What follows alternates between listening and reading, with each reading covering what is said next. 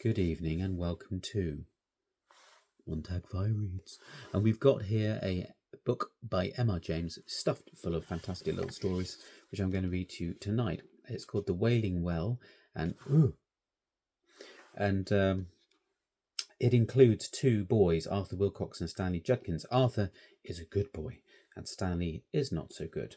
Now, I have a couple of words in here which will definitely trip me up, so I apologise in advance. One of those words is a weird word that I can never see properly to say, and it's provost or provost. It's really weird. There's some words in your head you just can't hear it. So maybe somebody can tell me how it's actually said, and I will try and get it right when I read it live one night somewhere. So at the moment I'm saying provost. Okay. In the year 1900 and something, there were two members of the troop of scouts attached to a famous school, named respectively Arthur Wilcox and Stanley Judkins. They were the same age, boarded in the same house, were in the same division, and naturally were members of the same patrol. They were so much alike in their appearance as to cause anxiety and trouble, and even irritation to the masters who came in contact with them. But, oh, how different were they in their inward man or boy. It was to Arthur Wilcox that the headmaster said, looking up with a smile as the boy entered the chambers, "Why, Wilcox, there will be a deficit in the prize fund if you stay here much longer. Here, take this handsomely bound copy of the Life and Works of Bishop Ken, and with it my hearty congratulations to yourself and to your excellent parents." It was Wilcox again, whom the provost noticed as he passed through the playing fields, and, pausing for a moment, observed to the vice-provost, "That lad has a remarkable brow." "Indeed, yes," said the vice-provost. "It denotes either genius or water on the brain." As a scout, Wilcox secured every badge and distinction from which he had competed. The cookery badge, the map-making badge, the life-saving badge, the badge for picking up bits of newspaper, the badge for not slamming the door when leaving pupil room, and many others. Of the life-saving badge, I may have a word to say when we come to the treat of Stanley Judkins.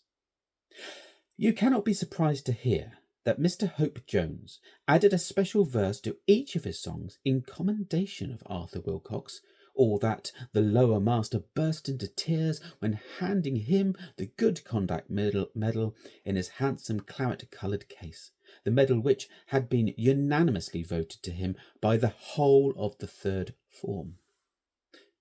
Unanimously, did I say? I am wrong. There was one dissonant. There's one person who didn't agree. Judkins, who said that he had excellent reasons for acting as he did. He shared, it seems, a room with his major. You cannot again wonder that in after years of Arthur Wilcox was the first and so far the only boy to become captain of both the school and of the Oppidans, or that the strain of carrying out the duties of both positions, coupled with the ordinary work of the school, was so severe that a complete rest for 6 months, followed by a voyage around the world, was pronounced an absolute necessity by the family doctor. It would be a pleasant task to trace the steps by which he attained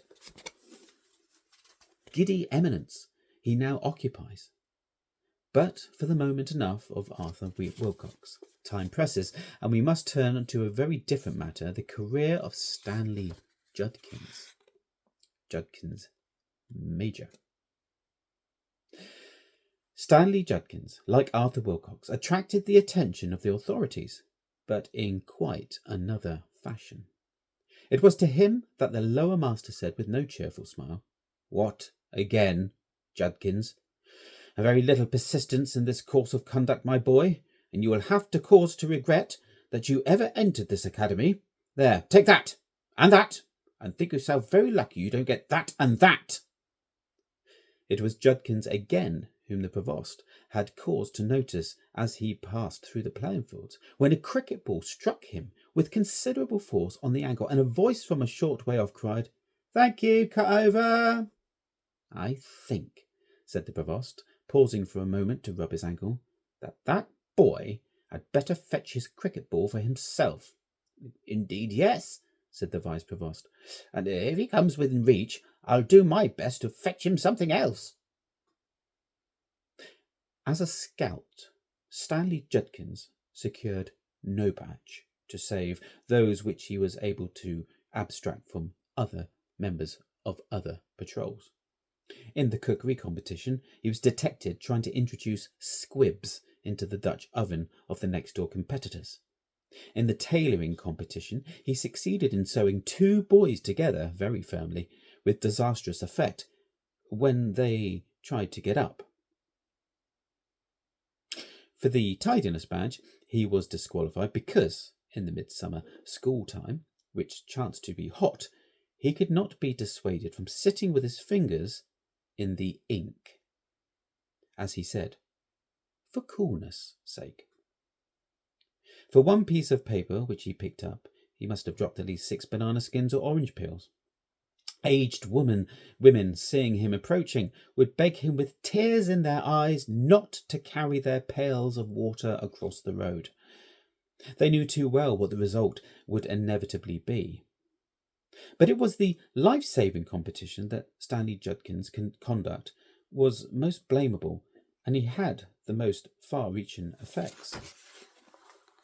The practice, as you know, was to throw a selected lower boy of suitable dimensions, fully dressed, with his hands and feet tied together, into the deepest part of Cuckoo Weir, and to time the scout whose turn it was to rescue him. On every occasion when he was entered for the competition, Stanley Judkins was seized at the critical moment with a severe fit of cramp, which caused him to roll around on the ground and utter alarming cries. This naturally distracted the attention of those present from the boy in the water, and had it not been for the presence of Arthur Wilcox, the death roll would have been a heavy one.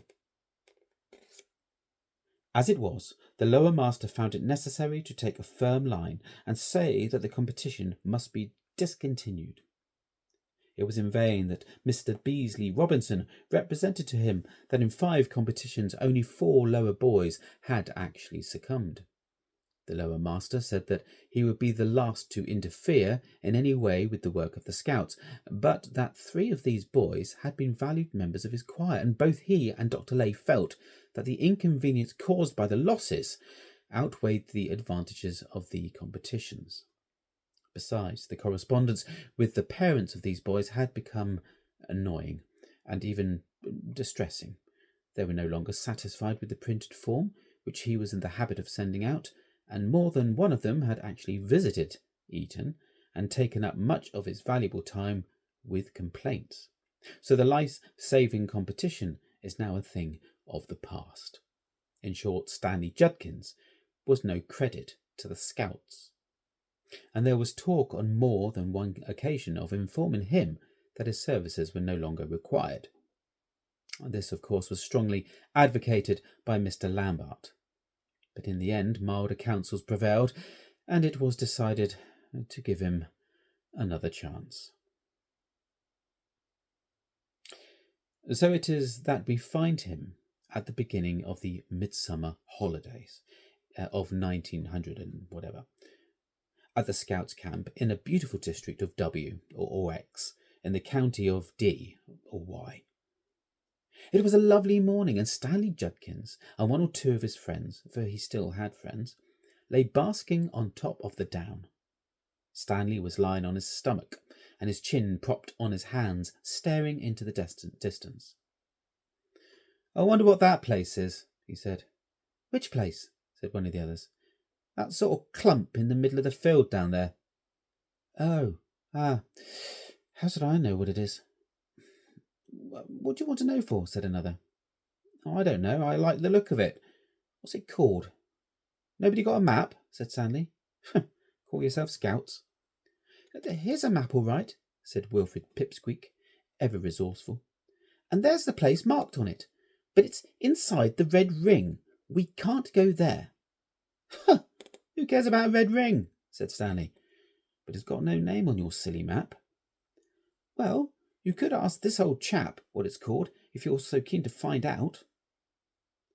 This old chap was an old shepherd, who had come up and was standing behind them. "Good morning, young gents," he said. "You've got a fine day for your doings, ain't you?" "Yes, thank you," said Algernon de Montmorency, with native politeness. "Can you tell us what that clump over there's called, and what that thing is inside it?" "Yeah, of course I can tell you," said the shepherd. "That's the Wailing Well, that is. But you ain't got no call to worry about that." "Is it a well in there?" said Algernon. "Who uses it?" The shepherd laughed.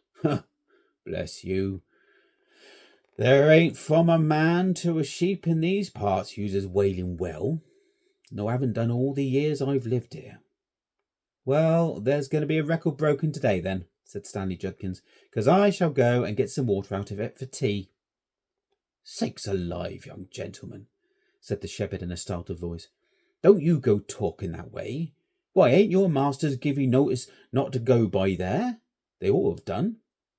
"Yes, they have," said Wilfred Pipsqueak. "Shut up your arse," said Stanley Judkins. "What's the matter with it? Isn't the water good, anyhow? If it was boiled, it'd be all right."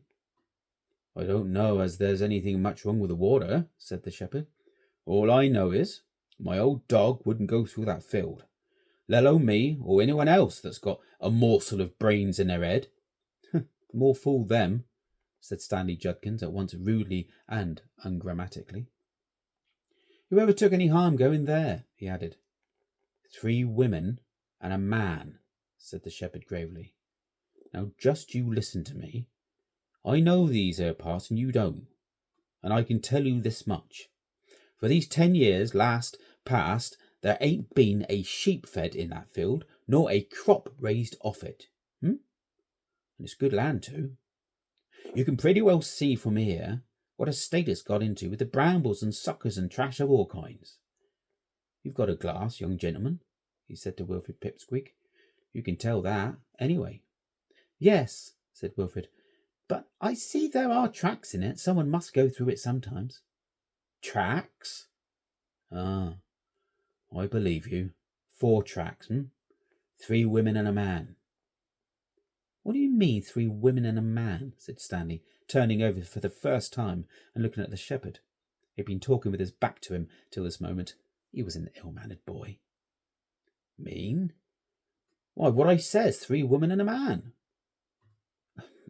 "Who are they?" asked Algernon.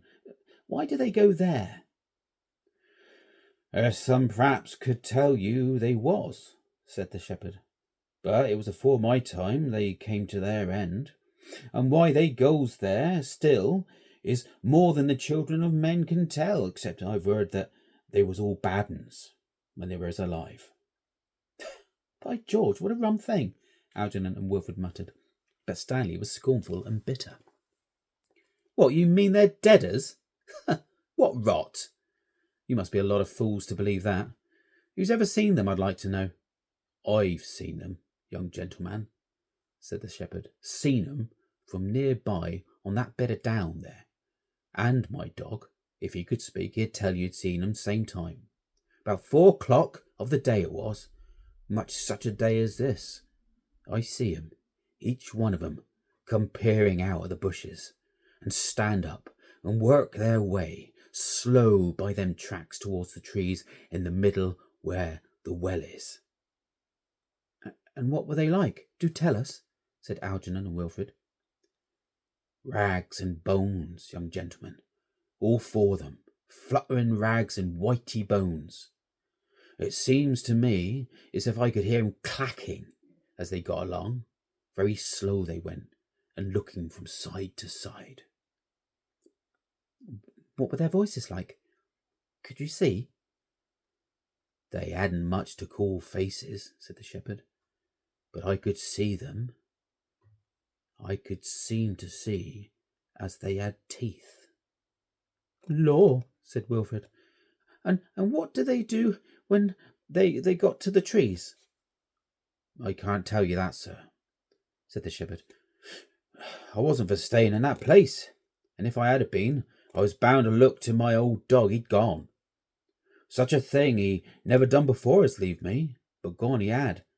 And when I came up with him in the end, he was in that state he didn't know from me, and I was fit to fly, he was fit to fly, at my throat. But I kept talking to him, and after a bit he remembered my voice and came creeping up like a child asking pardon. I never want to see him like that again, nor yet no other dog. The dog, who had come up and was making friends all round, looked up at the master and expressed agreement with what he was saying very fully. The boys pondered for moments on what they just heard, after which Wilfred said, "And why is it called the Wailing Well?" "If you was round here at dusk of a winter's evening, you wouldn't want to ask why," was all the shepherd said. "Ha!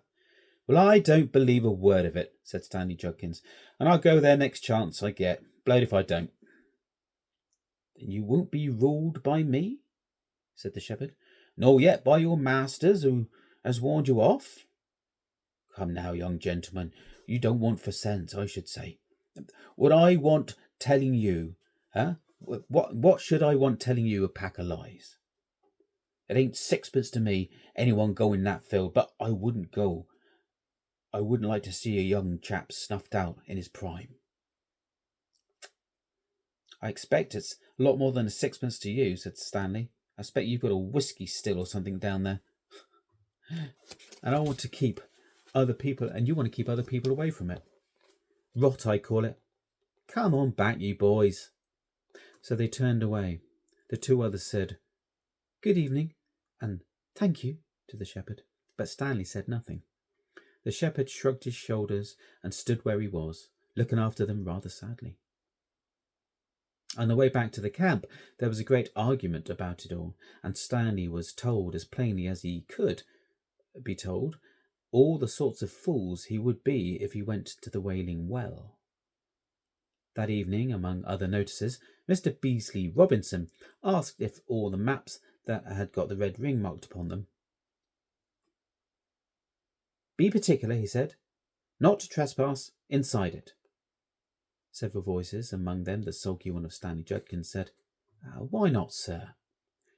"Because not," said Mr. Beasley Robinson, "and if that isn't enough for you, I can't help it." He turned and spoke to Mr. Lambert in a low voice and said, "I tell you this much. We've been asked to warn scouts off that field. It's very good of the people to let us camp here at all, and the least we can do is to oblige them. I'm sure you'll agree to that." Everybody said, "Yes, sir," except Stanley Judkins, who was heard to mutter, "Oblige them be blowed." Early in the afternoon of the next day, the following dialogue was heard.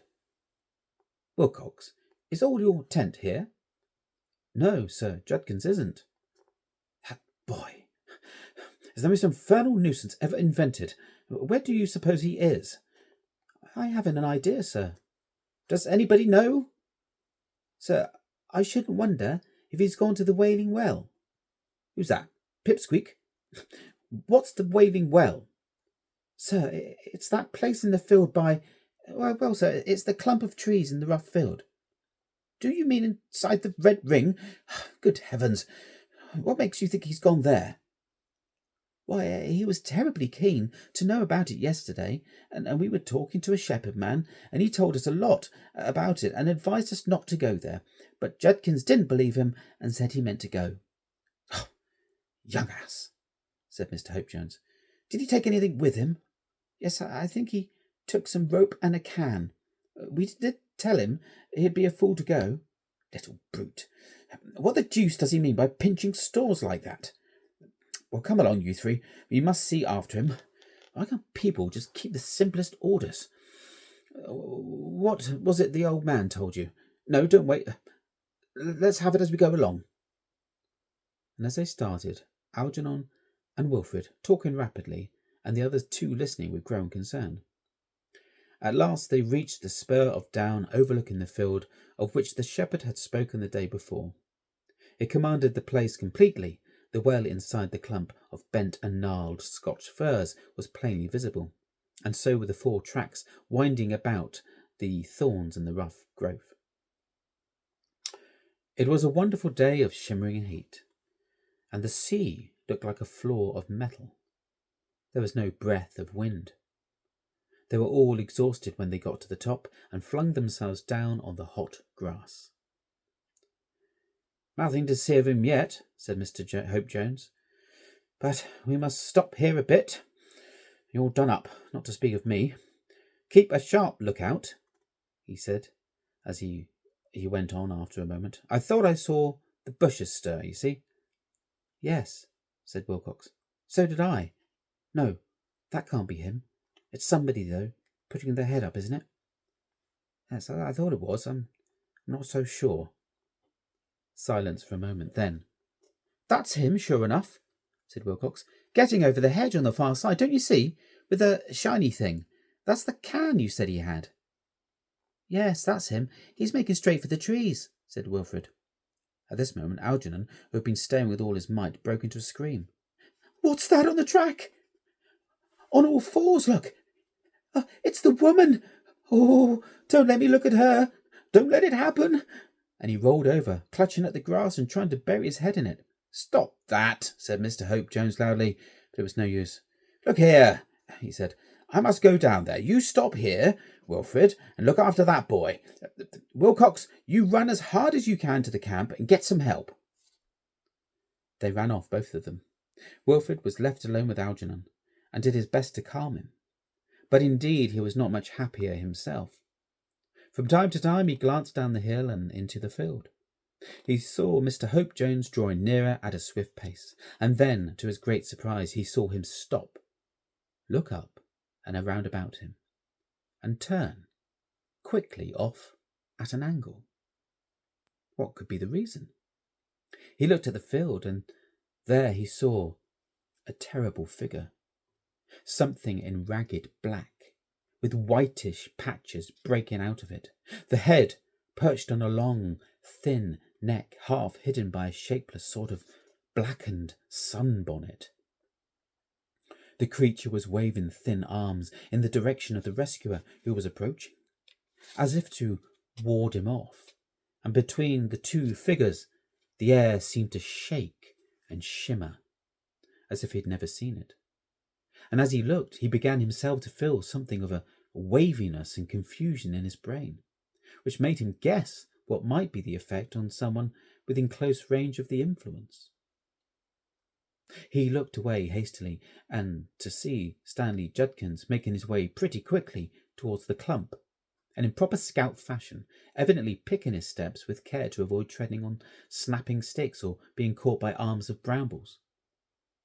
Evidently, though, he saw nothing. He suspected some sort of ambush, and was trying to go noiselessly. Wilfred saw all that, and he saw more too.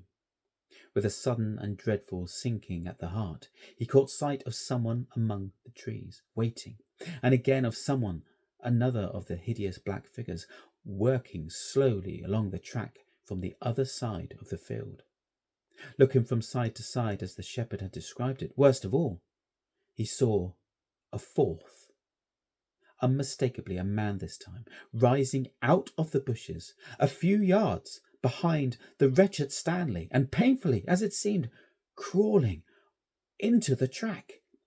On all sides the miserable victim was cut off. Wilfred was at his wit's end. He rushed to Algernon and shook him. "Get up! Yell as loud as you can! Oh, if we'd got a whistle!" Algernon pulled himself together. "There's one," he said. "Wilcox's. He must have dropped it." So one whistle, the other screamed. In the still air the sound carried. Stanley heard. He stopped. He turned around, and then indeed a cry was heard more piercing and dreadful than any that the boys on the hill could raise. It was too late. The crouched figure behind Stanley sprung at him and caught him about the waist. The dreadful one that was standing waving her arms waved them again, but in exultation. The one that was lurking among the trees shuffled forward, and she too stretched out her arms as if to clutch at something coming her way, and the other, farthest off, quickened her pace and came on, nodding gleefully. The boys took it all in an instant of terrible silence, and hardly could they breathe as they watched the horrid struggle between the man and his victim. Stanley struck with his can, the only weapon he had. The rim of a broken black hat fell off the creature's head and showed a white skull with stains that might be wisps of hair. By this time, one of the women had reached the pair and was pulling at the rope that was coiled about Stanley's neck. Between them, they overpowered him in a moment. The awful screaming ceased, and then the three passed within the circle of the clump of firs. Yet, for a moment, it seemed as if rescue might come. Mr. Hope Jones, striding quickly along, suddenly stopped, turned, seemed to rub his eyes, and then started running towards the field. The boys glanced behind them and saw not only a troop of figures from the camp coming over the top of the next down, but the shepherd running up too at the slope of their own hill. They beckoned, they shouted, they ran a few yards towards him and then back again. He mended his pace. Once more the boys looked toward the field. There was nothing, or was there something among the trees? Why was there a mist about the trees? Mr. Hope Jones had scrambled over the hedge and was plunging through the bushes. The shepherd stood behind them panting. They ran to him and clung to his arms. "They've got him! In the trees!" was as much as they could say over and over again. "What? Oh, do you tell me that he's gone in there after all I said to him yesterday? Oh, poor young thing, poor young thing." He would have said more, but other voices broke in. The rescuers from the camp had arrived. A few hasty words, and all were dashing down the hill. They had just entered the field when they met Mr. Hope Jones. But over his shoulder hung the corpse of Stanley Judkins. He had cut it from the branch to which he found it hanging, waving to and fro. There was not a drop of blood in the body.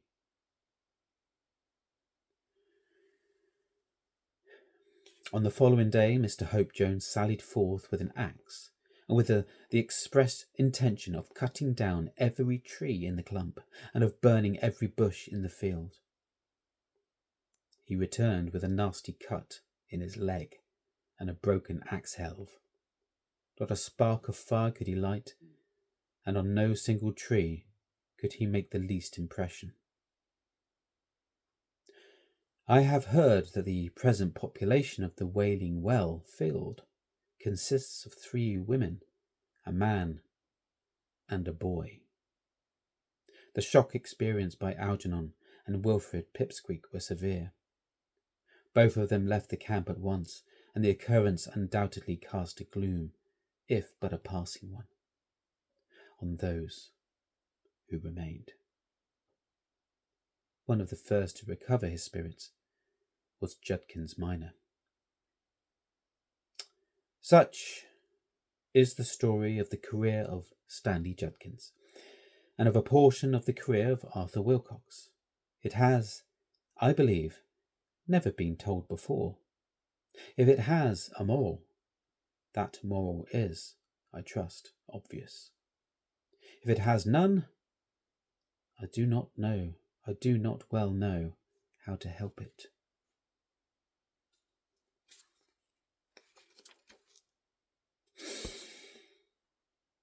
There we go. That was the Wailing Well. That would make a very good ghost story for Christmas, wouldn't it? I always think that these little stories, if they haven't already been adapted by people with a bit of money, are the kinds of stories that can be done if you have a very small budget or you're an indie filmmaker of sorts. And something like that could easily be done in quite a lovely way. Lovely, but in a terrifyingly folk horror way, in fact. So if anybody's out there and they should make that. If anybody has made it and I missed it, then maybe you can pop the link in below. But anyway, thank you for listening. Warts and all, a few mistakes in there, sorry about that. But generally speaking, that was a really enjoyable read, and I will be doing another one next week. And if you are in Exeter at all, then the 2nd and 4th Mondays I will be reading at the White Hart in Exeter. And tomorrow, in fact, is one of those Mondays, and it's The Birds by Daphne du Maurier. So yes, that will be very exciting. And I'm working on Frankenstein and Dracula, and I'm hoping to have a violin player for Frankenstein and a cellist for Dracula. So that will be a bit more of a bigger event, I hope. So that will be in February and March in the same place, White Hart in Exeter. But anyway, if you'd like to tip me a coffee, 3 or 4 quid, something like that, if you've enjoyed this reading. It is a performance, it is what I like to do, but also it's nice to be appreciated if somebody wants to buy me a post-performance ticket, as it were, then please do. The link is below. It's Buy Me a Coffee, I think it's called, which is amazing. I mean, it's easy to remember, right? One day we'll all look like him, so do remember, okay, that it all comes to death in the end.